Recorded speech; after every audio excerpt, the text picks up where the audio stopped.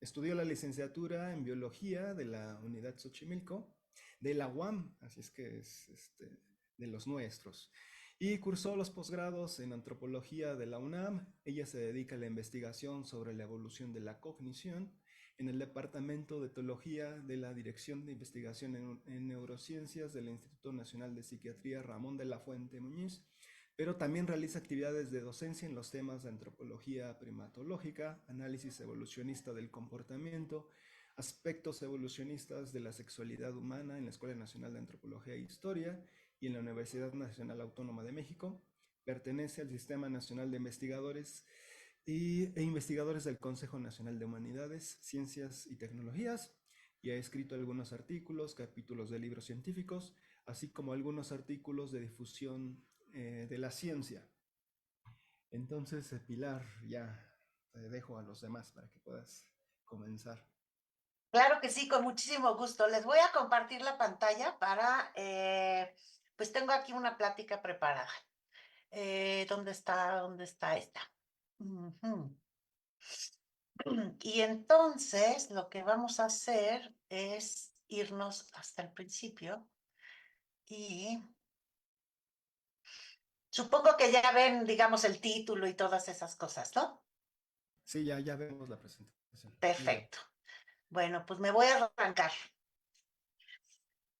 Esta primera imagen parece que no tiene nada que ver, pero yo lo que los invito a que se acomoden, no a que se sienten, fíjense.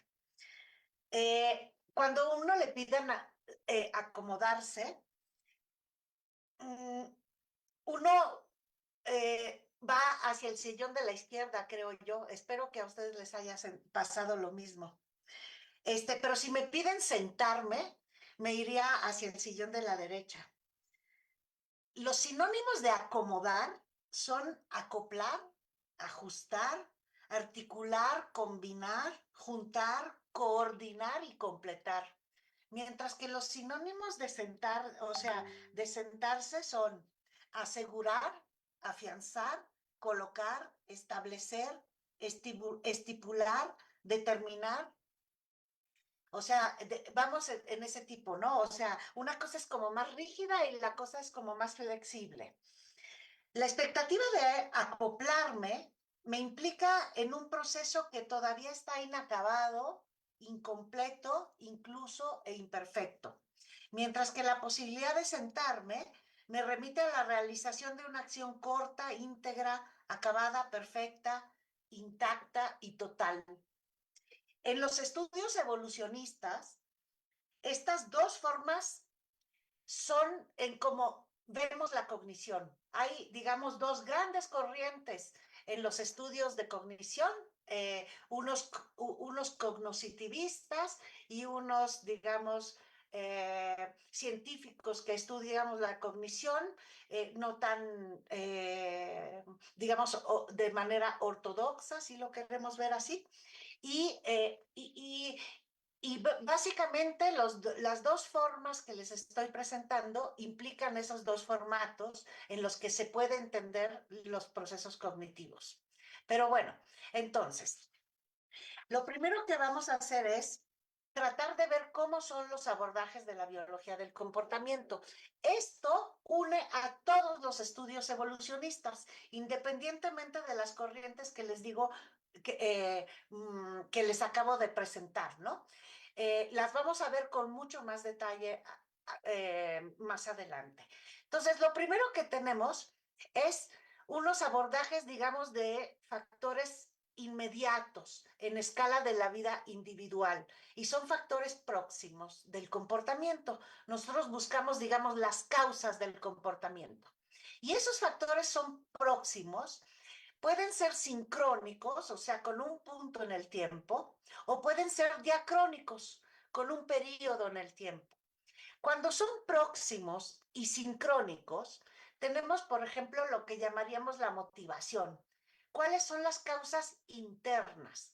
Como la asociación temporal entre la valencia de una autopercepción y un percepto externo, ¿no? Eh, por ejemplo, eso, si estoy acomodada, ¿no?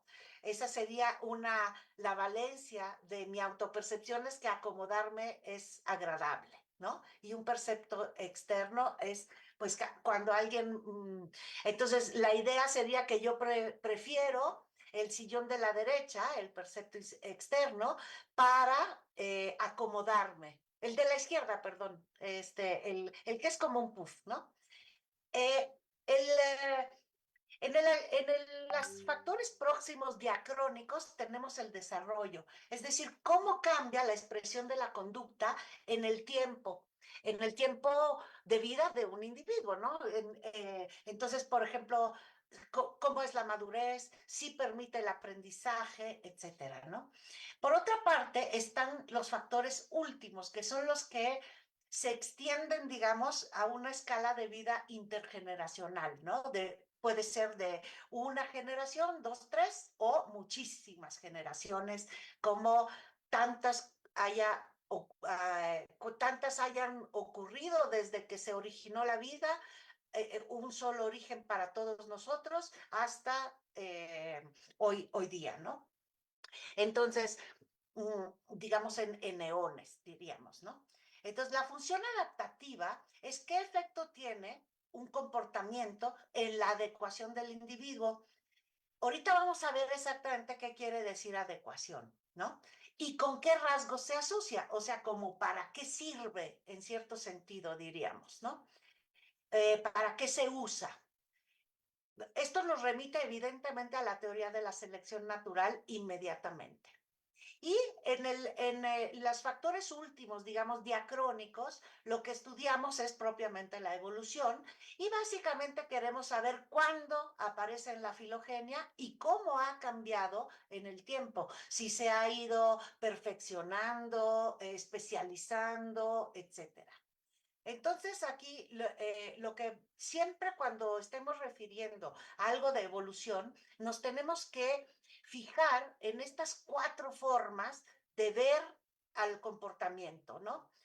Estas cuatro formas de ver al comportamiento, digamos, las estableció Tinbergen en un estudio de 1963, en un homenaje que le hizo a, a Lawrence, que ahorita vamos a presentar a todos, o sea que no hay ningún problema. Pero bueno, siempre que hablamos de evolución, estamos en este marco, digamos, conceptual y teórico. El asunto es que los que estudian motivación a veces, digamos, olvidan la parte de evolución o la parte del desarrollo, o al revés, los que estudian la función adaptativa, ¿no? Olvidan la parte de motivación o la dan por hecho. Y ese ha sido uno de los principales problemas, a pesar de que Tinbergen dijo que todos estos aspectos, que no son niveles, subrayo, son aspectos, o sea, los aspectos los vemos como, digamos, puntos de vista sobre un solo fenómeno, ¿no? En cambio, los niveles sería como si la motivación fuera primero o la evolución fuera primero y los fuéramos poniendo uno sobre otro. Recordemos que estos son aspectos y que como aspectos de una sola cosa los tenemos que ver acoplados, ¿no? Y a veces se nos olvida, los que trabajamos en un campo o en otro, que existe, pues el otro, pues existen los otros aspectos, ¿no? Bueno, ah, voy para el otro lado. Es como izquierda y derecha. Bueno, les dije que uno de los procesos básicos para entender la evolución, pues es la selección natural, ¿no? Ustedes ya han oído hablar de eso, estoy segurísima, pero bueno, uno de los procesos básicos, pues es precisamente un proceso de selección, ¿no? Y los procesos de selección, sean natural, sexual, familiar, cualquier tipo de proceso de selección del que hayan oído hablar, implica, primero, que haya una variabilidad interindividual en un rasgo. O sea, por ejemplo, en el caso de la conducta, pues que unos se comporten de un modo, otros de otro, pero que sea el mismo rasgo. Y ahí hay un problemón. Pero bueno, definir un mismo rasgo es difícil. Eh, Por ejemplo, luego vamos a ver la funcionalidad circunstanciada de un rasgo, es decir, que el rasgo sirva para algo y que ese rasgo esté asociado con la reproducción diferencial de los individuos. Este es básicamente el concepto clave de la selección, porque la funcionalidad circunstanciada de un rasgo pues ya se sabía, o sea, era obvio que las alas servían para volar, por ejemplo, ¿no? O que, etcétera. Pero el hecho de que unos individuos que tengan las alas más largas consigan reproducirse más que el que tiene las alas más cortas, hace, digamos, el concepto clave de selección natural, ¿no? Y bueno, y pues que el rasgo se herede, que los individuos que tienen las alas un poco más largas, a lo mejor sean quienes tienen más hijos y que esos hijos sean también de alas más largas que en comparación con los hijos de los que tienen las alas un poquito más cortas. Entonces, de alguna manera uno podría decir que se trata de un proceso de reproducción diferencial de individuos dependiente de la funcionalidad circunstanciada de un rasgo. Es decir, las alas largas van a funcionar en cierto ambiente, pero no en todo, no son absolutamente mejores que las alas cortas, ¿no? Y eso también es una cosa importante, o sea, los procesos de selección se instauran en la interacción con el ambiente y se pueden, de hecho, pueden resultar contraproducentes en otro momento de la evolución de la evolución, ¿no? Bueno, entonces, partiendo de esa idea, en la etología clásica tenemos a tres grandes representantes, ¿no? Uno era von Frisch, otro Lorenz y otro Tinbergen. Los vamos a ir viendo así, por ejemplo.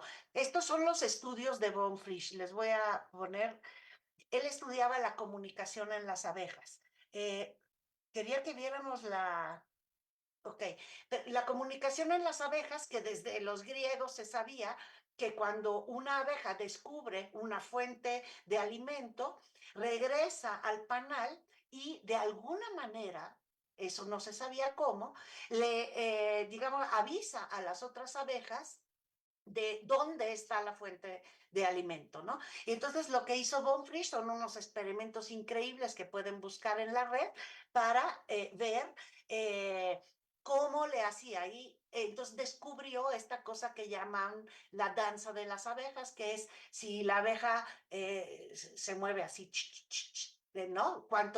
Durante cuánto, por cuánto tiempo y hacia qué orientación en relación del panal y el sol. Pero bueno, no nos importa tanto, o sea, lo que les quería mostrar era el tipo de estudios, ¿no? Estos son los trabajos también de Lorenz, por ejemplo, una de las cosas más importantes que, digamos, describió Lorenz era este asunto de la impronta, ¿no? Como los patitos de Lorenz, al eclosionar, lo primero que veían era a Lorenz y en ese momento, digamos, se improntaban, ¿no? Y entonces el comportamiento que seguía después de esa impronta era seguir a Lorenz a todas partes. Si Lorenz nadaba, pues nadaban con Lorenz. También los pueden ver incluso los videos originales en la red. Búsquenlos si quieren. Aquí está Lorenz con sus patitos. Y luego finalmente tenemos a Tinbergen, que es digamos, el que vio o sea, el que nos proveyó de este marco conceptual del que les hablaba y de estos cuatro aspectos del estudio de la evolución del comportamiento y de la cognición, ¿no? Y entonces él, por ejemplo, estudiaba a unos peces, ¿no? Y aquí, aquí nos están diciendo cómo es.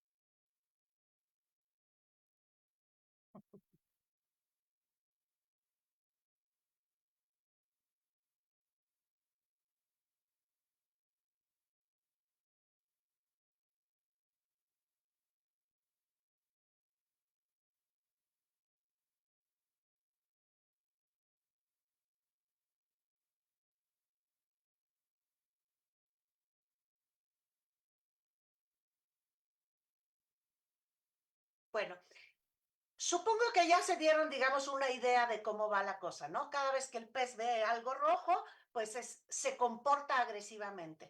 El asunto es que, pues imagínense el campo de investigación que se puede desarrollar a partir de estudios como los que vemos, ¿no? La comunicación de las abejas, la impronta de los patitos con Lorenz y este estímulo desencadenador, por ejemplo, de los estudios de...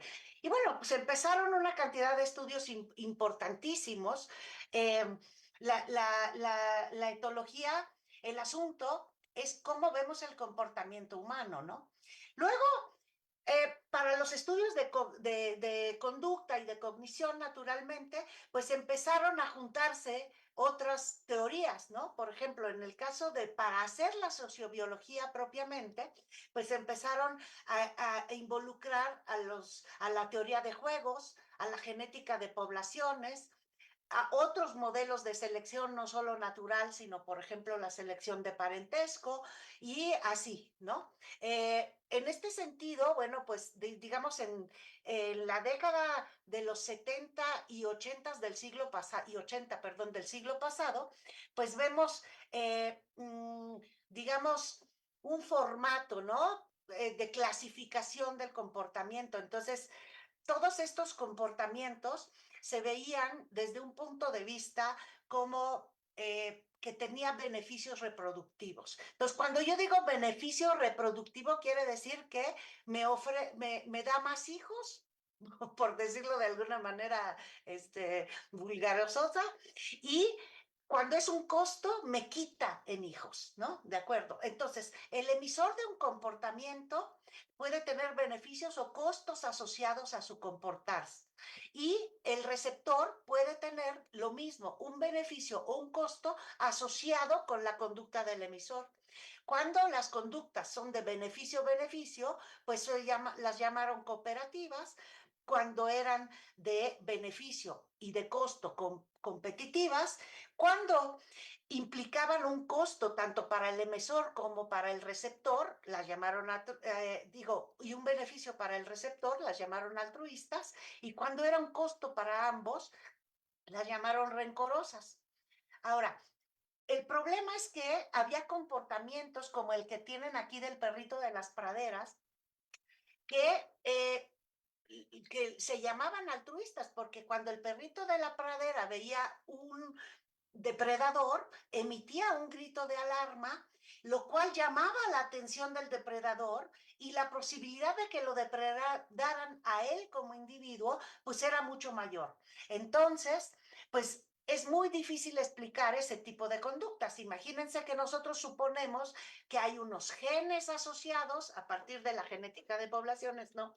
Que hay unos genes asociados con esa conducta y entonces que existe, digamos, el gen altruista. No sé si han oído hablar de un famosísimo libro que se llama El gen egoísta, si no les recomiendo que lo lean, pero bueno, entonces el gen, digamos que hay un gen altruista, ¿no? Entonces el que porta el gen altruista sería el que se comporta de manera altruista, pero justamente si tiene un costo en términos reproductivos, pasando digamos, en el tiempo 1, se iría extinguiendo en el tiempo 2, en el tiempo 3, el comportamiento altruista. Y entonces, ¿cómo explicamos su presencia constante, no?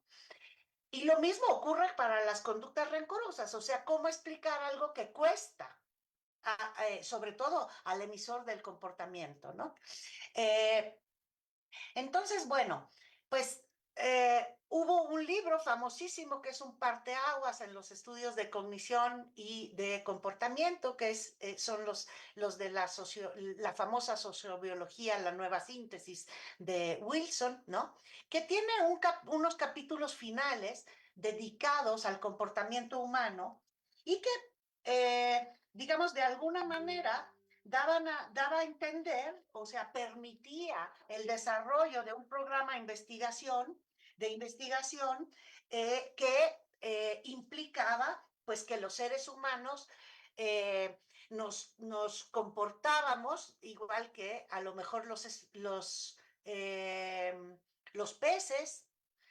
Oigan, veo aquí en el chat una cosa que dice que no se escucha. ¿Era alrededor del video? O Sí, era el Ah, video. ok, bueno, yo sí lo oía, lo siento. No sé cómo funciona el asunto para ustedes allá. Pues ya ni modo, ya no lo oyeron.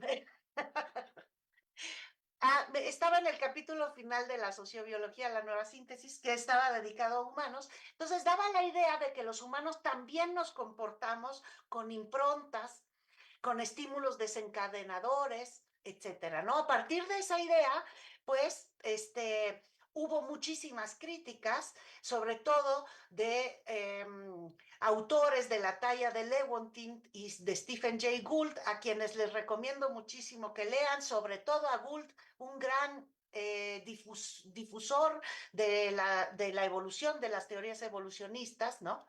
Y bueno, pues ahí ellos empiezan a decir, a dar importancia a lo que es el análisis filogenético. Es decir, que no para todas las especies funciona igual y que no se pueden extrapolar cosas de una especie a otra, ¿no? Pero bueno, tenemos aportes de la sociobiología y nosotros los vamos a retener, ¿no? La sociobiología da pie al surgimiento de la ecología de la conducta, que se puede representar de gran manera con este libro que tienen en la pantalla, pero no me voy a detener. Lo que sí me voy a detener un momento es cómo funciona un poco el método científico y cómo operamos con la teoría, o sea, la operación de la teoría de la evolución, ¿no? Entonces, nosotros tenemos unos supuestos. Por ejemplo, suponemos que hay una relación entre los genes y el comportamiento, una relación directa, por ejemplo. Luego tenemos una teoría, por ejemplo, la de selección natural, ¿no? Que nos dice que si tenemos esos genes, nos vamos a comportar de esa manera y lo que vamos a ver es si el comportarse de esa manera puede estar relacionado con otra cosa. Hacemos nuestra hipótesis, hacemos nuestra predicción, o sea, si yo veo esto, voy a encontrar esto y pues ya nos vamos a una contrastación empírica de alguna manera, ¿no? En este sentido, por ejemplo, surge, digamos, la psicología evolucionista, que implica, digamos, la idea de que la mente humana es como un conjunto de herramientas cognitivas que permiten solucionar problemas adaptativos. Y bueno, la metáfora que se usa en general para esto es de la mente adaptada, digámoslo así, pues es la de la navaja suiza. Para cada cosa que tenemos un problema, sacamos una de las herramientas específicas para resolver ese problema. O sea, si queremos ver algo chiquito, sacamos la lupa, y si queremos cortar una maderita, pues sacamos la sierrita, ¿no? Entonces, la idea es que la mente humana funciona así. Nosotros tenemos, digamos, una serie de módulos cognitivos innatos que surgieron con la especie, que habrían surgido con la especie, o sea, no surgieron, habrían surgido. Yo no estoy de acuerdo con que hayan surgido, por eso, en teoría, digamos, en esta teoría de la mente adaptada, habrían surgido cuando la especie humana surgió, digamos, en ese horizonte adaptativo. Y en ese momento, digamos, por ejemplo, era importante encontrar una pareja que fuera fértil, ¿no? Por decir. Y entonces, de alguna manera, ahí vienen una bola de estudios que nos permiten decir cosas. No sé, por ejemplo, ahorita les voy a platicar cómo se hace todo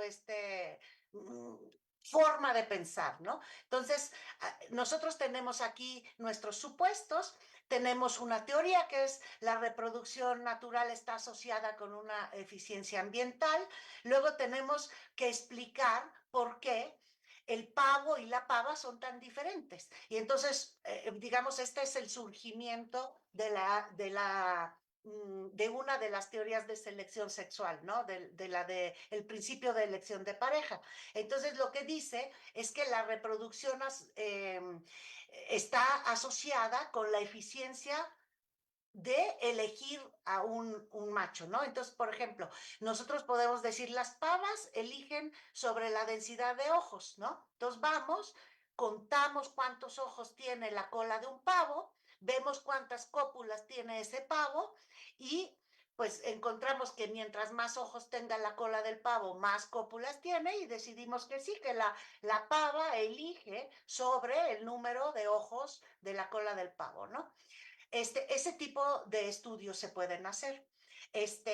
Bueno, también se puede decir que el número de ojos está asociado con los parásitos, porque la resistencia parásita, por ejemplo, indica a buenos genes. Entonces, se usan el número de ojos eh, y se relacionan con la cantidad de parásitos que tiene un ave y pues entonces en ese sentido le damos más fuerza a nuestra hipótesis principal. Pero entonces imagínense ahora esto en humanos, ¿no?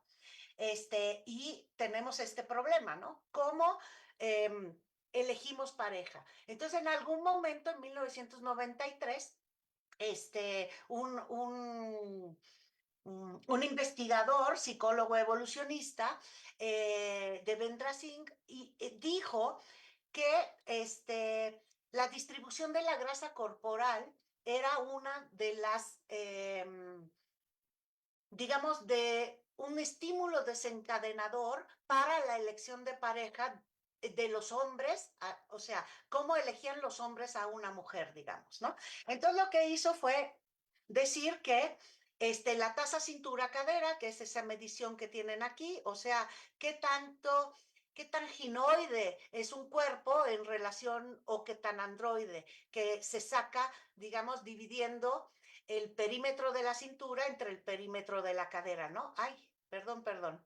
Ok, entonces lo que él hizo fue que buscó y vio que en todas las poblaciones humanas los hombres tienen la tasa cintura-cadera más alta que las mujeres, o sea que es un carácter sexual diferencial, o sea, dimórfico en las poblaciones humanas todas. Por ejemplo, aquí tienen en Dinamarca. En Dinamarca las mujeres tienen una tasa cintura-cadera alrededor de 0.8, mientras que los hombres la tienen alrededor de 0.98. En México, déjenme que lo busque, no está a lo mejor, pero vamos a ver el caso de uno que la diferencia sea un poco menor, como en China, ¿no? En China, las mujeres tienen una tasa cintura-cadera alrededor de 0.78 y los hombres de 0.85, ¿no? Por decir. Y bueno, pues entonces él, perdón, Devendra Singh, lo que buscó, digamos, fue decir que la tasa cintura-cadera es un indicador de salud a largo plazo. Entonces, que los hombres proviniendo de miren cuántos supuestos está haciendo, ¿no? Proviniendo de una población, digamos, donde la monogamia es, según esto, el mejor, me río porque es ridícula como suposición, pero bueno, en ese momento se planteó así, que los humanos somos monógamos de principio, ¿no? Entonces, para un hombre sería importantísimo encontrar una mujer que tuviera salud a largo plazo para reproducirse con ella y entonces pues asoció este rasgo, por ejemplo, con la fertilidad, ¿no? Mientras más chica es la tasa cintura-cadera, mayor fertilidad, mayor éxito en la fertilización artificial, es mayor el tamaño del neonato, la percepción sobre el apoyo social es mayor, o sea que tienen una red social más importante, la cualidad de la imagen corporal y así, ¿no? Un montón. Lo sabe, pero vean esto, mientras más alta es la tasa cintura-cadera, o sea, mientras más androide sería el cuerpo, pues está asociado con sintomatología depresiva, con cánceres de ovarios, mama, útero, etcétera, ¿no? Pero bueno. Y bueno, entonces lo que pensó es que nosotros podíamos ir a poblaciones humanas y ver si los humanos en diferentes lugares escogían y consideraban más atractivas a una figura femenina que tuviera una tasa cintura-cadera menor, ¿no? Y pues eso lo hizo, él les dio a escoger a, sobre todo, estudiantes de psicología de diversas universidades del mundo, estas 12 figuras que estaban como en una baraja, digamos, cada figura era una ficha, por decirlo. Entonces lo que tenemos aquí es mujeres con peso bajo y hasta abajo tenemos a mujeres con sobrepeso. En medio tenemos a las mujeres de peso normal, pero las mujeres de peso bajo pueden tener una tasa cintura-cadera chica o una tasa cintura-cadera, digamos, más androide. Y entonces, pues les dio a escoger. Ellos lo que tenían que hacer es ordenar esa baraja en función del atractivo. Y empezó así, ¿no? A ver, en diferentes lugares del mundo. Incluso en México nosotros lo probamos y sí, efectivamente. Él encontró ciertas diferencias que tenían que ver más con el peso y no sobre la tasa cintura-cadera, sino que, o sea, todas eran de tasa cintura-cadera chica, aunque en algunas regiones, como del mundo, como por ejemplo en Surasia, ¿no? En el sudeste asiático, escogían a mujeres como más gorditas, más llenitas, pues, ¿no? Ok, entonces, digamos que nosotros tenemos el problema de que la cultura que hace y los genes que hacen, ¿no? O sea, siempre tenemos que ver ese punto, o así se veía en ese momento las ideas. Entonces, la idea es que los humanos, según la psicología evolucionista, habríamos adquirido un conocimiento innato que va más allá de la cultura, el sexo o la orientación sexual, ¿no? Y que dirige nuestras consideraciones sobre el atractivo sexual de una mujer. Pero entonces, nosotros también tenemos estudios posteriores que empezaron a salir como un lustro después de los estudios de Singh.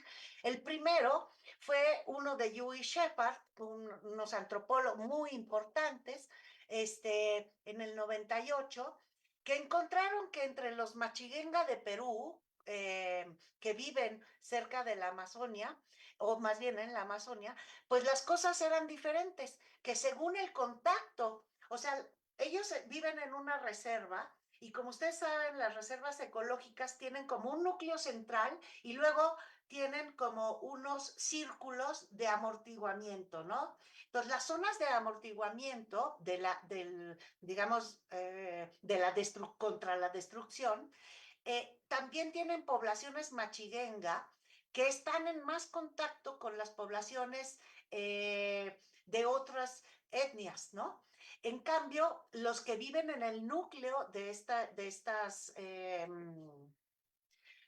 reserva, pues no están en contacto con el exterior, en pocas palabras. Entonces ellos encontraron que los que no están en contacto cultural con el exterior, no tienen televisión, no ven a otros pobladores de otras etnias, etcétera, no comercian, eh, prefieren a las mujeres más gordas sin importar su tasa cintura-cadera, ¿no? Luego estos mismos hallazgos fueron replicados entre los Hadza de Tanzania y entre los Shiviar de Ecuador, ¿no? Entonces, ahí la tasa cintura-cadera parecía no importar, sino que lo que importaba era esto. Y la explicación que se daba, bueno, pues es que el módulo cognoscitivo innato, pues había varios módulos y que unos módulos en algún momento eran más importantes que otros. O sea, que por ejemplo, si vivimos como los Hadza en un lugar donde los recursos son verdaderamente escasos, lo que es importante es que no se mueran de hambre las mujeres, ¿no? Entonces, que estén más gorditas es mejor.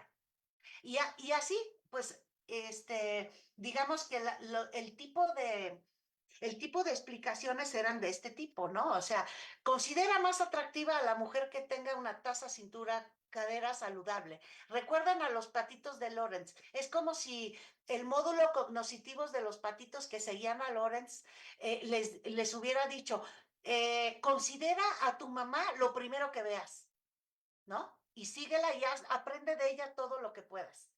El problema es que este contenido mental, literalmente, o sea, el atractivo, pues es algo que nos remite a contenidos mentales como el deseo, etcétera. Este, eh, pues no pareciera que esté regulado por la cosa genética, ¿no? Entonces, bueno, de aquí nosotros necesitamos unos cambios conceptuales. Y entonces aquí les voy a empezar a decir por dónde va la cosa. Insisto que no sé cuánto tiempo tengamos, pero cuando yo me pase de tiempo, ustedes me avisan y me detengo en ese momento. Entonces, por ejemplo, cambios conceptuales que necesitamos son, por ejemplo, sobre la definición de ambiente, ¿no? Cambios sobre la adaptación y sobre el fenotipo, que son conceptos relevantísimos en las ciencias evolucionistas. Entonces, por ejemplo, el entorno es algo como que nos da indicio de alrededor de nosotros, ¿no? Está en torno, justamente, alrededor. El medio es algo así como el medio de cultivo, o sea, es algo que nosotros propositivamente hacemos con un fin. Y el ambiente es digamos, un dominio que pertenece a dos identidades, al ser vivo y a su entorno. O sea, el ambiente es algo inseparable de las dos cosas. Este cambio da idea de que la cognición tiene, de entrada, tiene que tener este enfoque sobre la interacción entre el ser cognoscente, digamos, y el entorno. Entonces, la interacción es el ambiente. Y y bueno, ahorita vamos a ver otros cambios en la teoría evolucionista que tienen que ver justamente con eso. O sea, piensen, cuando nos dicen, las aves invadieron un nicho, o sea, un nicho ecológico, ¿no? Entonces, dan la idea de que el nicho es el entorno que está ahí esperando a que alguien lo invada. Y cuando no, o sea, el nicho es algo que se construye de la interacción entre los seres vivos con su entorno. Es el ambiente propiamente. De hecho, pues el hecho de que el pasto y este ungulado vivan en el mismo lugar no quiere decir que tengan el mismo nicho. Cada uno tiene un nicho diferente, cada especie de ser vivo tiene un nicho diferente y ese nicho está hecho a partir de las interacciones. Entonces, nosotros cuando definimos el ambiente, podemos definirlo de manera particular para cada especie, pero también lo podemos definir y especificarlo más y más y más para cada individuo. Y eso lo vamos a ver hasta el punto, por ejemplo, de las neuronas espejo. Pero ténganme un poquito de paciencia para entender bien estos conceptos. Entonces, el ambiente nosotros generalmente podemos, por ejemplo, el ambiente lo podemos definir en lo abiótico y lo biótico, ¿no? El ambiente tiene un efecto sobre la reproducción naturalmente. Entonces, eso es importante. Entonces, el ambiente físico podría ser la temperatura o el químico, por ejemplo, podría ser el pH, ¿no? En el biótico tenemos pues los que son de nuestra misma especie o los que son de otra especie. En el de la otra especie están los parásitos, las presas, los parásitos como por ejemplo en el caso del pavo real, ¿no?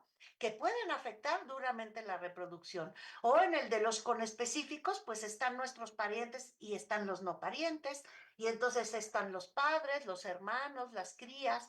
Entonces piensen cómo puede ser el comportamiento y la cognición de un ser vivo que necesita entender cómo comportarse de manera diferente con los padres, los hermanos, los del sexo opuesto, los del mismo sexo, etcétera, etcétera, ¿no?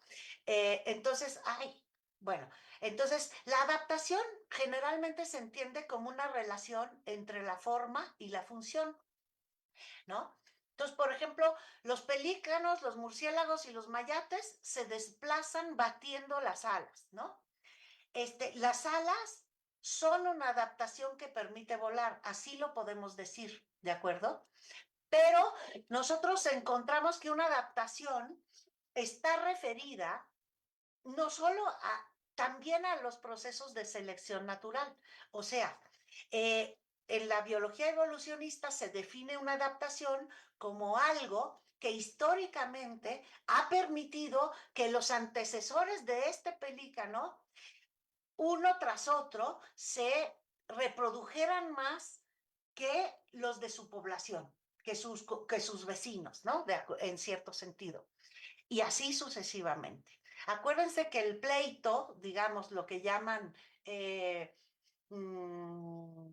sí, la lucha, ¿no? Por la existencia o alguna de estas frases que no nos sirven para nada, pero que, bueno, están siempre referidas a un con específico, o sea, no necesariamente es entre especies, sino con los miembros de tu propia especie, tus vecinos. En fin, bueno.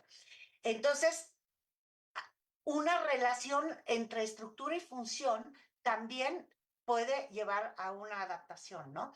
Es un proceso de cambio genético en una población por el cual el estado medio de un rasgo sufre modificaciones estructurales de ajuste a una función específica.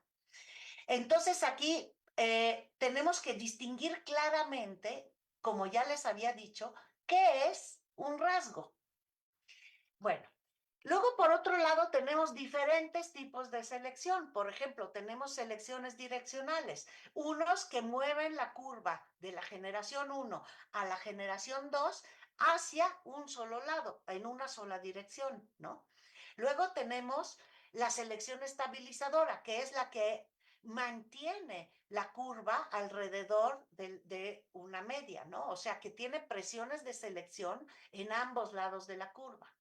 Y luego tenemos selecciones, presiones de selección disruptivas, o sea, por ejemplo, lo que serían dos rasgos en una sola población, como el tamaño de los sapos, ¿no? Hay unos sapos muy pequeños, hay unos sapos muy grandes, y entonces los sapos grandes se ponen a cantar, atraen a las sapas, y los sapos chicos se ponen alrededor del sapo cantarín e interceptan a las zapas, ¿no? Por decir. Entonces se mantienen de alguna manera los dos tipos de sapos en una población. Y nosotros cómo vemos que ha habido una adaptación, ¿no? O sea, los evolucionistas, ¿cómo buscamos estas adaptaciones? Pues generalmente nos fijamos en las formas ancestrales y vamos viendo cómo es lo esperado en relación a otros rasgos. Por ejemplo, nosotros tenemos aquí los húmeros de un Homo sapiens, de un Australopithecus afarensis, que es un homínido extinto, y un Pampaniscus, que es un pariente cercano del chimpancé común. ¿No? Eso es de nuestra misma familia, o sea, los tres somos de la misma familia homínide, ¿no? Aquí está el Homo, aquí está el Australopithecus y aquí está el Pan. Y lo que vemos es que a pesar, o sea, ha cambiado la estatura, como ven, el pan es de otra estatura, ¿no? Que el ser humano y que el australopiteco. Y también tenemos cambios en el fémur, por ejemplo, ¿no? El fémur de los humanos es más largo, el del australopithecus y el de Pampaniscus. Entonces nosotros lo que hacemos es decir, por ejemplo, si quisiéramos ver, si tuviéramos un australopithecus del tamaño humano, su fémur sería del mismo tamaño que el nuestro, y nos damos cuenta que no, que realmente hay una presión de selección específica sobre el fémur. Entonces, por ejemplo, en lo que tenemos aquí a la izquierda, yo les puse, digamos, el organismo completo y el tamaño del fémur sería lo rojo, ¿no? Lo mismo ocurre, por ejemplo, aquí en la de la derecha, con el tamaño del cerebro en relación con el canal de parto. Pero bueno, no me voy a detener mucho, pero entonces el rasgo que está evolucionando, por ejemplo aquí, lo podríamos entender como todo el fémur, ¿no? O lo podríamos entender como el tamaño del cerebro. Bueno, y ese, ¿cómo lo podríamos entender? Es muy relevante.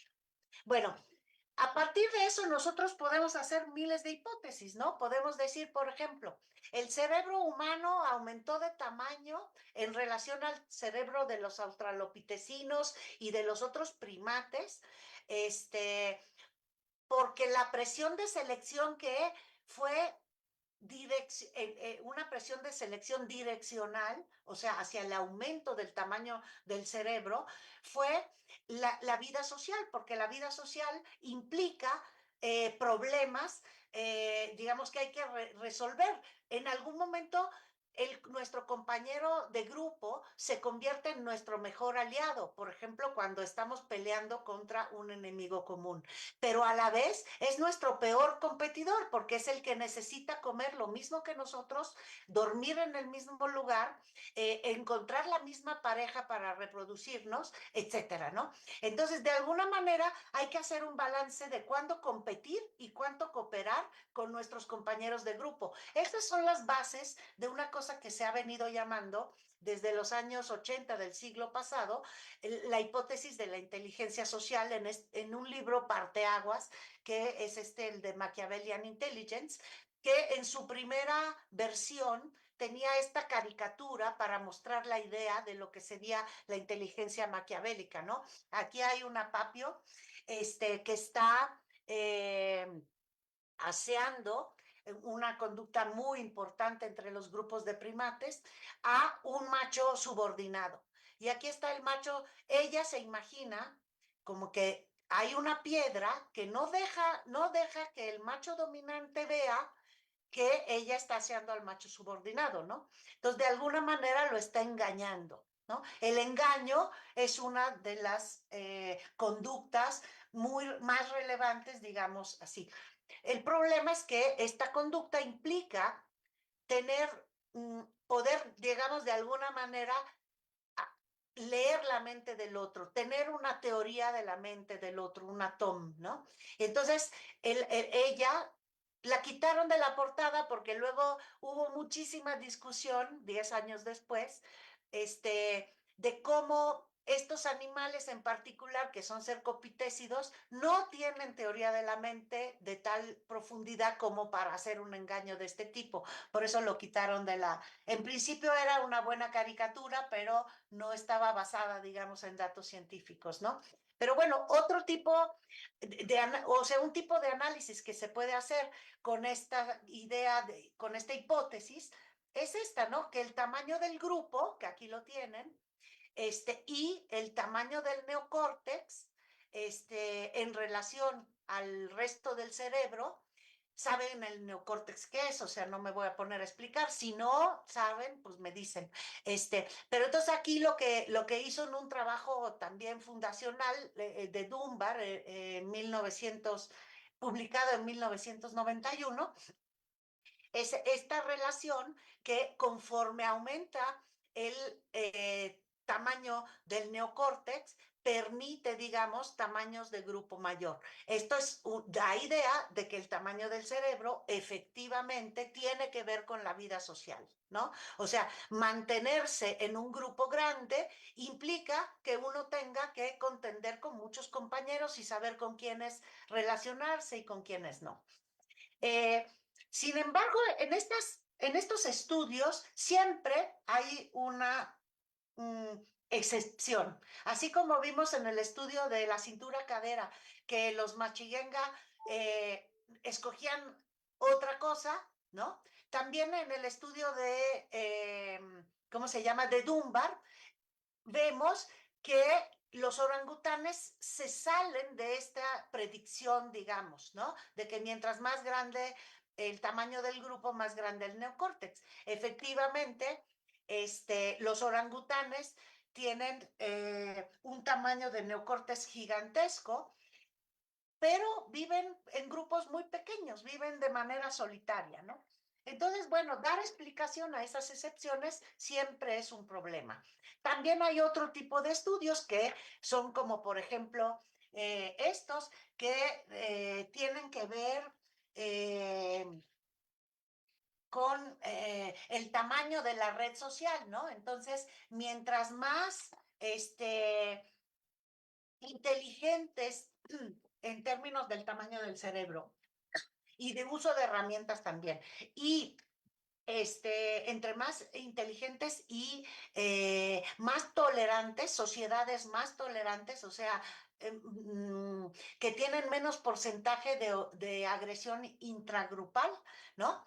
Tienen redes sociales más eficientes según esto. O sea, entonces aquí vemos, por ejemplo, a un mono suramericano, ¿no? Aquí tenemos a un cercopitécido, como los que vimos en la portada famosa, o aquí vemos a un chimpancé y aquí vemos a una mano, humana, perdón, y bueno, vemos sus redes sociales, ¿no?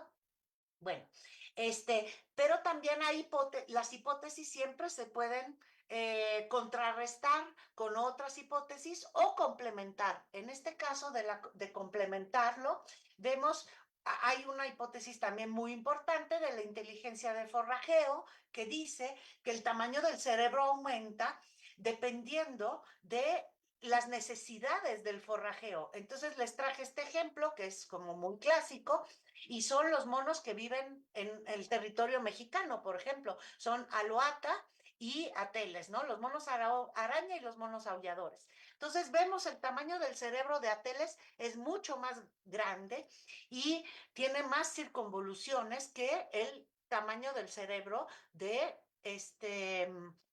¿cómo se llama? Del mono aullador. Estas dos especies están muy emparentadas entre sí, pertenecen a la misma familia y viven en los mismos lugares, en la selva mexicana o de Sudamérica también. Pero entonces, en lo que se diferencian, de hecho son especies simpátricas, o sea, uno los puede encontrar juntos. En lo que se diferencian es en lo que comen. Los monos aulladores tienen una dieta sí, digamos, basada en hojas, son folívoros, mientras que los monos araña tienen una dieta mucho más rica, digámoslo así, basada en frutas. Entonces, la autora, Catherine Milton, en el 81, a principios de los años 80, pensó que el tipo de forrajeo pues podría ser muy importante en, digamos, el cerebro. Y esta hipótesis se asocia con estudios como el que tienen aquí en la pantalla, que se trata de lo siguiente, ¿no? O sea, aquí es un espacio que es el ámbito hogareño de una especie y aquí lo que tenemos son árboles, ¿no? Alrededor de cada árbol, digamos, marcaron como este círculo imaginario, ¿no? Entonces contaron cuántas veces al entrar al círculo imaginario llegaban hasta el árbol que fructifica. Entonces aquí viene un grupo forrajeando, un grupo de primates, y aquí van trazando su ruta. Y como ven, cuando el árbol no está fructificando, se siguen de largo. Esto quiere decir, y no queda a la vista, ¿no? Esto quiere decir que de alguna manera saben cosas sobre la fenomenología, digamos, del ciclo de fructificación de los árboles, ¿no? Entonces, de alguna manera tienen rutas eficientes en función de eso, o sea, pues no pierden tanta energía buscando, sino que ya saben hacia dónde van.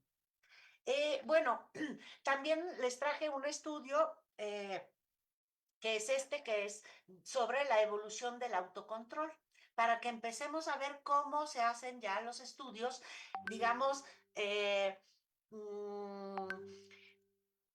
a partir de un estudio que motiva, digamos, en animales, nosotros lo pasamos a estudios evolucionistas comparativos donde comparamos a muchas especies. Entonces ellos en este estudio idearon una prueba, como una prueba psicológica, una prueba que da indicio o que se supone que da indicios del autocontrol, y entonces lo que hacen es que aplican esa prueba a muchas especies. Y en este caso a más de 30 especies de aves y de mamíferos. Y entonces el mismo estudio permite, digamos, tener una idea de qué tan importante es el autocontrol para una especie. Y luego, pues se hacen los estudios comparativos relacionando los resultados de esas pruebas cognitivas con algún elemento, por ejemplo, el tamaño del grupo social o la diversidad de la dieta o etcétera, ¿no? Y de esta manera nosotros podemos identificar una presión de selección única para el desarrollo de un rasgo, ¿no? En este caso, pues el autocontrol. El problema es que también estos estudios siempre tienen especies que se salen de la norma, ¿no? Como por ejemplo, para en el caso de el resultado del autocontrol para animales que tienen un cerebro muy chiquito o tienen una dieta poco variada, como algunos cánidos, es que no me acuerdo el nombre común, pero bueno, no importa. el, por otra parte, también está la hipótesis de la inteligencia cultural, es decir, que fue, digamos, lanzada en una formulación nueva por Michael Tomasello, ¿no? Que el rasgo, digamos, que ha permitido y que ha empujado al crecimiento del cerebro humano, a la cognición humana, serían la cultura, ¿no? Que es tiene rasgos particulares. ¿Cuáles son estos rasgos? Por ejemplo, una es que se basan, las innovaciones culturales se basan se podría decir como a hombros de gigantes, ¿no? Se basan en lo que hay antes. O sea, los avances culturales, si los queremos ver como avances, están dados como en un gato. Este grillete, como que empuja hacia arriba, o sea, parte de algo, no parte de la nada, ¿no? Y que este partir de algo, pues está permitido, por ejemplo, por los sistemas de aprendizaje, ¿no? Los sistemas de aprendizaje en humanos, pues son varios y son más específicos que en otras especies. O sea, sabemos que otros animales tienen cultura, pero las maneras de, gracias, Montserrat, ya vi el recado. Voy a ver la hora. Sí, ya están por terminar, ya estamos por terminar. No, aquí no estamos por terminar. O sea, ahorita les platico. Pero a mí alguna vez me invitaron a participar en su seminario para hablarles de neuronas espejo. Entonces, en cuanto acabe esto, nos vamos a ir directo a las neuronas espejo y ya, me voy. Ay, sí. Entonces, lo que se dice, pues, es esto, que los sistemas de aprendizaje sociales son muy importantes en los humanos, ¿no? Y que dependen, pues, de los sistemas culturales y de la eficiencia de esos sistemas de aprendizaje. El lenguaje, evidentemente, hace muy eficientes los sistemas de aprendizaje.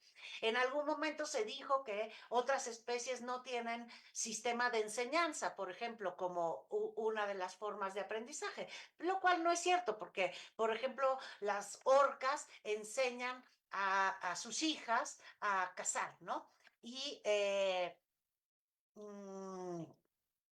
Y bueno, pues los chimpancés enseñan a sus,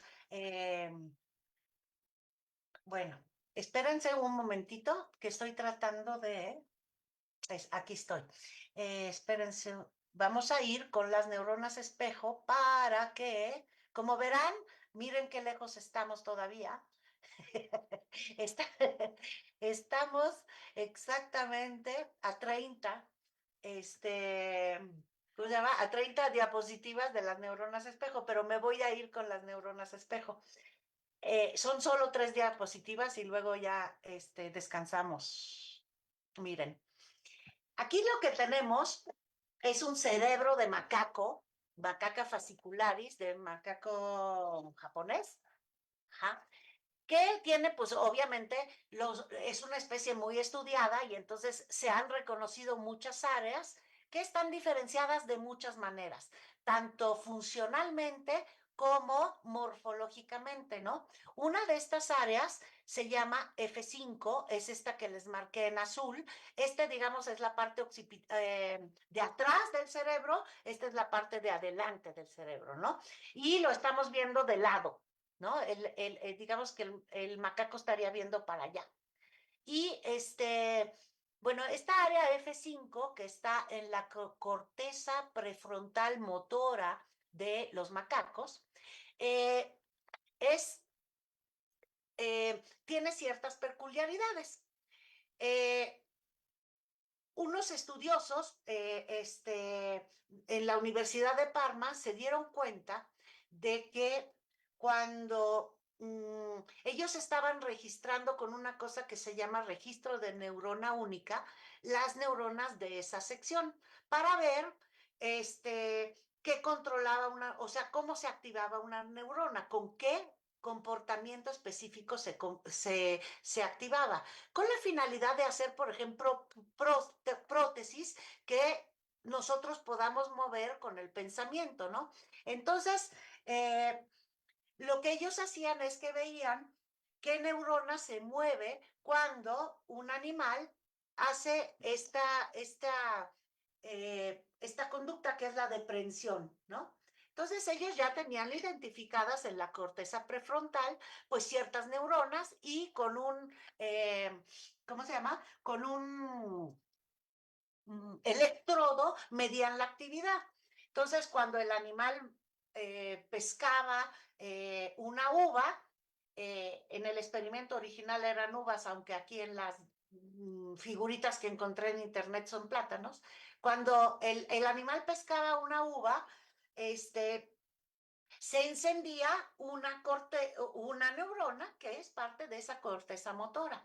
Pero lo que se dieron cuenta en un descanso es que un investigador cogió una uva y se activó la misma neurona que se activaba cuando el animal cogía la uva, ¿de acuerdo? Entonces eso definieron como neuronas espejo a las neuronas que se activan tanto, o sea, cuando el animal hace la acción, cuando la observa, ¿no? En los dos momentos. Luego, además, se supo en estudios posteriores que tenemos, bueno, primero, que los humanos tenemos indicios de tener neuronas espejo y lo peor y más que nuestras neuronas espejo están en diferentes partes del cerebro que las tenemos, por ejemplo, en el área homóloga de F5, que es el área de Broca. ¿Qué quiere decir homóloga? Homóloga quiere decir que son áreas del cerebro que tienen un origen evolutivamente común, es decir, están emparentadas evolutivamente el área F5 del macaco con el área de Broca humana, ¿no? Entonces, bueno, entonces los humanos tenemos muchísimas neuronas espejo por todas partes y que nos permiten saber un montón de cosas. Miren, por ejemplo, esto es lo que hace la neurona espejo. Cuando la mujer hace una cara, la cría de este es un gorila, la cría de gorila, pues de alguna manera como que la imita. Se piensa que esta imitación neonatal tiene que ver con las neuronas espejo, ¿no? Entonces piensen en cuando un adulto le saca la lengua a un bebé, el bebé saca la lengua. O sea, está echando a andar sus neuronas espejo, se supone. Pero piensen en comportamiento, en el significado del comportamiento. O sea, cómo socialmente nosotros cambiamos el significado del comportamiento. Sacar la lengua, ya a los 10 años, sacarle la lengua al compañerito de clase, tiene otro significado que el bebé cuando saca la lengua, que es más o sacar la lengua para saber a qué sabe la nieve, ¿no? Entonces, el comportamiento, a pesar de que todos los humanos podemos sacar la lengua a lo mejor, adquiere significados diferentes culturalmente, ¿no? Y entonces me remito a la definición de ambiente que teníamos. Cuando nosotros definimos ambiente como una entidad perteneciente al entorno y al ser vivo, cuando es como una cualidad emergente de la interacción del ser vivo en su entorno y de la acción del ser vivo en su entorno, entonces vemos que la parte cognitiva de un comportamiento depende completamente del entorno social, del significado que tiene. Y bueno, pues eso básicamente es lo que les quería decir de las neuronas espejo. Otro día platicamos de otras cosas. Sí, Pilar, gracias. No Pues sí, sabía cuánto tiempo tenía para hablar, que conste, ¿eh? sí, creo que se nos pasó decirte, pero estuvo bien, al final salió bien. Y ya en otra ocasión yo creo que podríamos ya tener una charla completa de neuronas espejo. Entonces vayan preparando preguntas. Yo tengo algunas, los demás vayan pensando. Sobre la primera parte, he estado interesado un poquito de manera a nivel de divulgación en la evolución y demás, y había visto como historias o explicaciones de cómo cierta característica, pero fisiológica o morfológica, se ha heredado, ¿no? En algunas especies. Y ahí como que me queda claro que los investigadores le puedan seguir el rastro porque, digamos, identifican cuáles genes son los que hacen que una persona tenga el cabello rizado o el cabello lacio. Porque, digamos, así naciste y así directamente se puede ver, ¿no? Que es el efecto de los genes.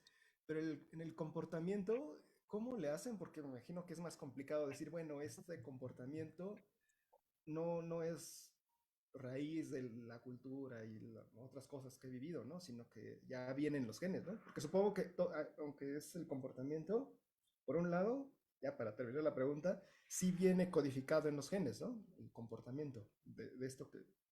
Y cómo le hacen para saber que eso sí se ha heredado, ¿no? Algún comportamiento, no algo físico, pues.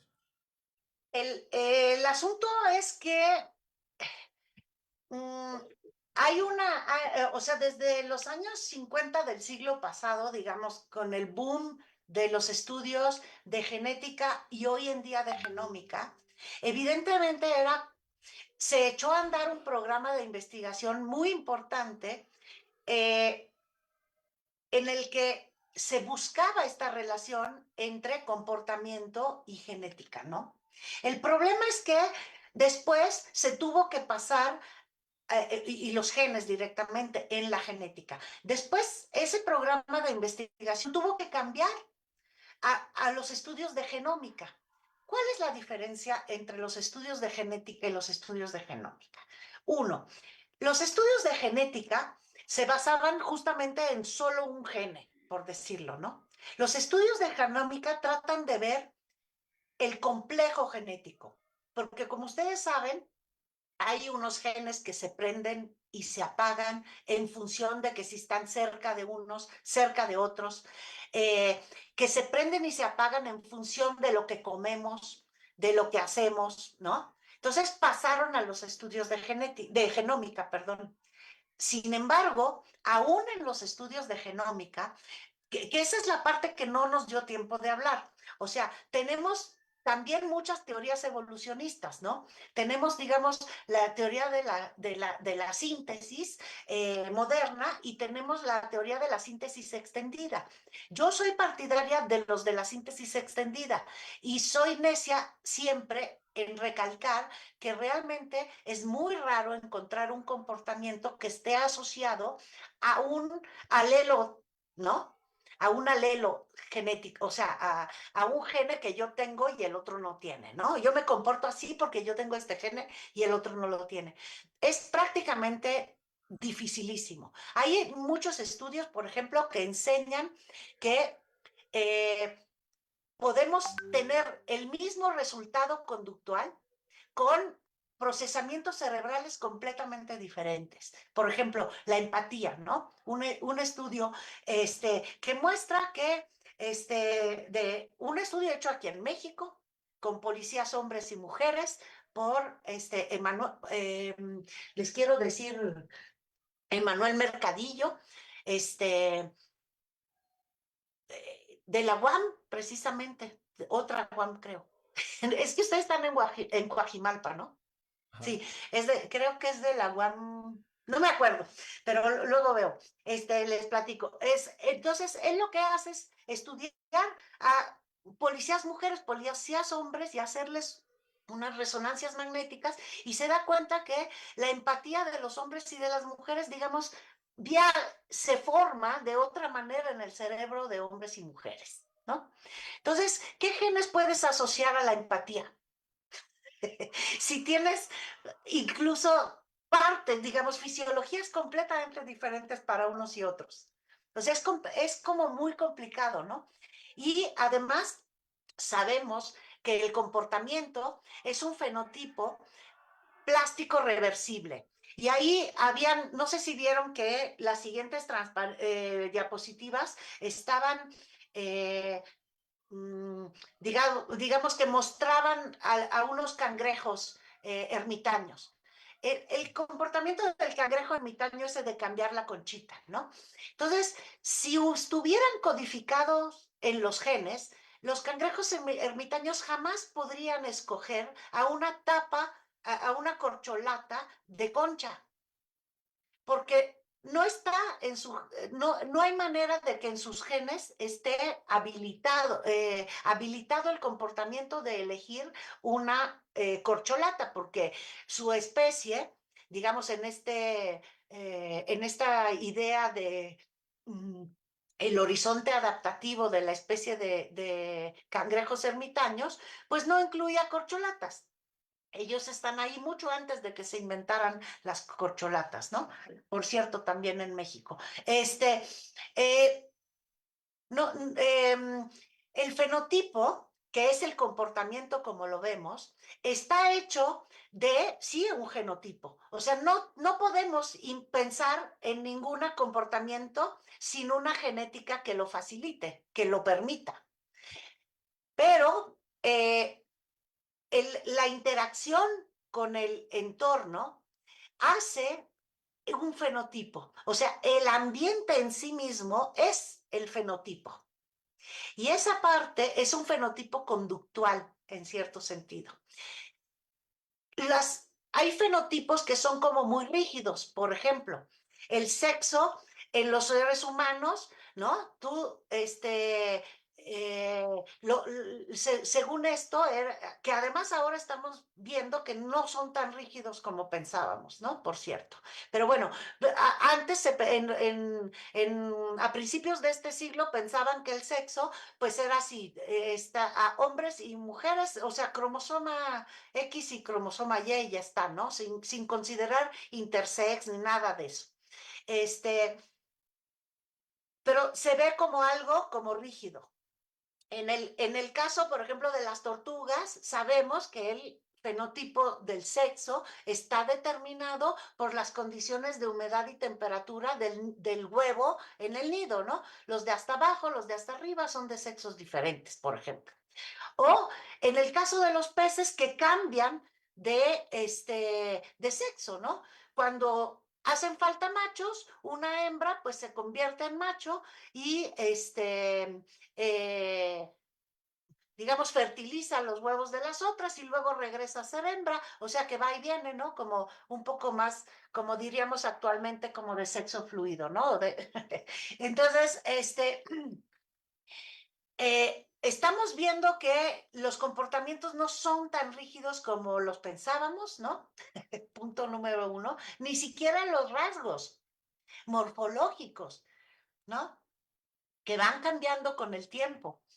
Y entonces, en ese sentido, es muy complicado hablar de unos genes asociados con un comportamiento, ¿no?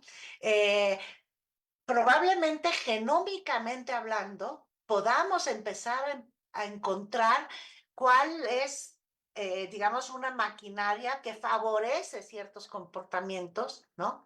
O sea, cómo se dan esos sesgos sensoriales del pez que ve algo rojo y lo ataca, pase lo que pase, o sea pez o sea carrito del correo en Inglaterra, ¿no? Sí, gracias. Y otra, ya relacionando lo de la evolución con lo de las neuronas espejo, supongo que igual lo de las neuronas espejo a lo mejor fue alguna característica que fue cambiando y que quien sí tenía las neuronas espejo le ayudó, ¿no? A aprender más rápido que otras especies. Entonces, me pregunto si habrá algunas especies, a lo mejor parecidas o un poquito más alejadas que los humanos, que digan, esa especie no tiene, o sus neuronas no funcionan, así como las neuronas espejo, y por lo tanto, pues no aprenden, entonces se los comen sus depredadores más fácil, ¿no? Porque ver a otro no le ha ayudado a nada, ¿no? No sé si hay especies que no tengan ese mecanismo. No sé exactamente, pero lo que sí podemos decir al respecto sería eh, que las neuronas espejo de alguna manera se han resonado tanto en las ciencias cognitivas porque, por ejemplo, hablando de la TOM, de la teoría de la mente, ¿se acuerdan de la portada de este libro de inteligencia maquiavélica que vimos aquí, no? Entonces, ahí, eh, ¿cómo entendemos el comportamiento del otro? O sea, ¿cómo pensamos qué es lo que le pasa al otro? ¿Cómo podemos ser empáticos o compasivos o lo que sea si no sabemos lo que le pasa al otro, ¿no? ¿Cómo podemos tener comportamientos prosociales o incluso agresivos si no sabemos qué le pasa al otro? Entonces, la teoría de la mente, hay como dos grandes formatos para entender la teoría de la mente. Uno es la teoría de la simulación, que tiene que ver con las neuronas espejo, ahorita lo vamos a ver. Y la otra es la teoría de la teoría, ¿no? Entonces, la teoría de la teoría lo que dice es que nosotros aprendemos a formular una teoría a partir de pistas, como por ejemplo de la postura corporal o cosas de ese tipo, ¿no? O sea, si tiene una actitud, que pareciera que nosotros en el pasado hemos asociado con una actitud agresiva, ¿no? Podemos pensar en que hacernos una teoría de que a lo mejor, pues, nos va a soltar un guamazo, ¿no? Pero, en cambio, la teoría de la simulación es la siguiente. Es cuando yo he soltado un guamazo, tengo cierta posición, cierta postura corporal, cierta actitud, y yo al verla en el otro, con mis neuronas espejo, puedo, digamos, suponer que la vía es esa. Esta Esta teoría está interesante porque nos permite ver, por ejemplo, por qué a veces no entendemos el comportamiento de otros, ¿no? A pesar de ser muy estudiados y todo eso. ¿Por qué, por ejemplo, cuando un primate nos pela los dientes, nosotros pensamos que está sonriendo de primera intención, cuando en realidad a lo mejor nos está amenazando? Y ese tipo de cosas, ¿no? Eh, y bueno, pues de ahí, de a partir de las neuronas espejo, viene una idea también muy asociada que es la de affordances, que no sé si ustedes conozcan, que son como, se definieron originalmente como las posibilidades de acción que ofrece un objeto, ¿no? O pues otro ser vivo o lo que sea, ¿no? Lo que nos permite hacer. Y al principio pensábamos que estas posibilidades de acción estaban dadas para los seres humanos, o sea, que los seres humanos teníamos las mismas todos, o la mayoría, digamos, ¿no? Así como en una curva normal. Pero, en realidad no, o sea, estas affordances se construyen, digamos, a partir de la interacción precisamente. Y de ahí yo creo que estos puntos les interesan muchísimo a ustedes que trabajan cosas de inteligencia artificial, precisamente porque cómo se conforma una affordance, ¿no? Cómo conformamos este fenotipo ambiental, cómo hacemos el comportamiento que tenga cambios a partir de la interacción misma, ¿no?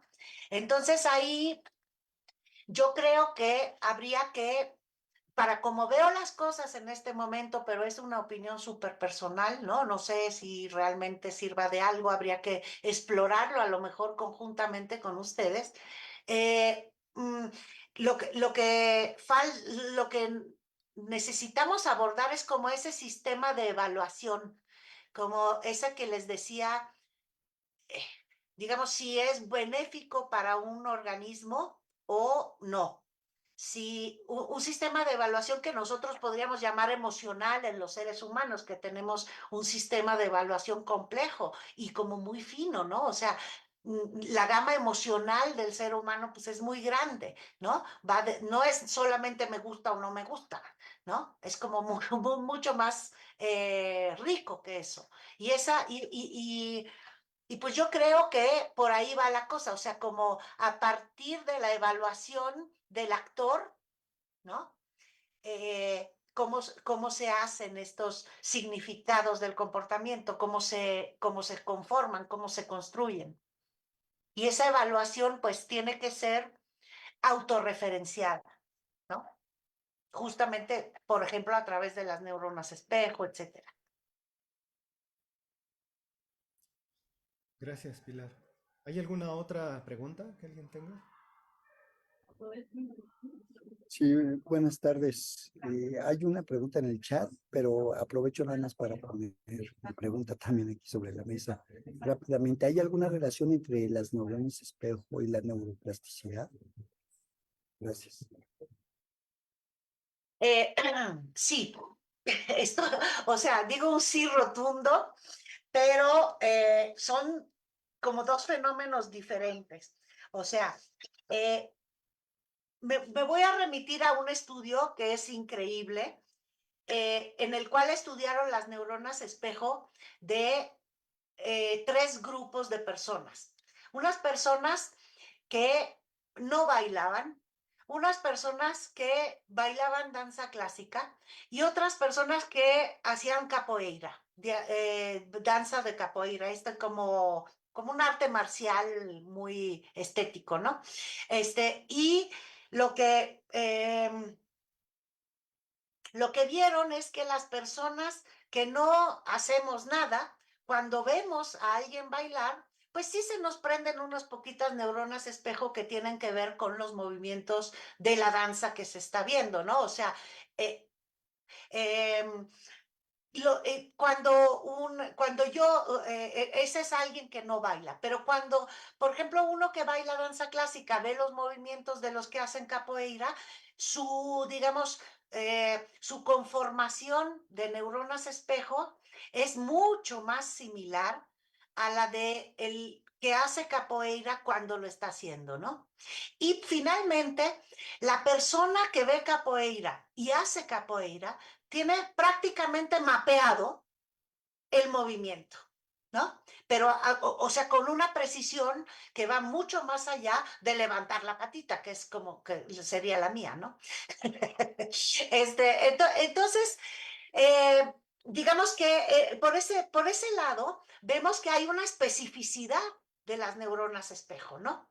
Por el otro lado, la plasticidad neuronal, que justo es el tema que estoy trabajando ahorita, tiene, tiene posibilidades en términos de la neurogénesis. Es decir, nosotros podemos acudir a este fenómeno de plasticidad neuronal si tenemos neuronas disponibles para ponerlas en la función nueva, ¿no? En la función que la plasticidad se refiere como que a darle nueva función a a una parte del cerebro, por ejemplo, ¿no?